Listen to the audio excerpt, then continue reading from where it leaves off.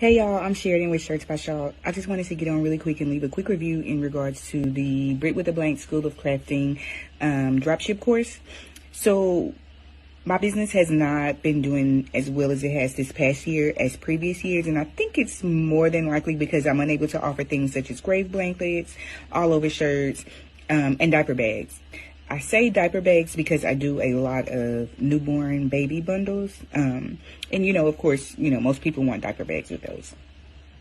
So now that I have taken the dropship course, I am able to offer these things without having to purchase the equipment that I would need to offer those things, which is really good for me because a lot of times I spend a lot of my profit on equipment for my business. I also work out of my house. So, my husband can be a little testy about all of my equipment everywhere. But yes, and on top of that, she does teach you things that can help with your marketing. It's a gym. It's a perfect little gym that I keep referring back to. I actually finished the course in 2 days. But yes, it's definitely a gym. If you have not purchased, I highly recommend it.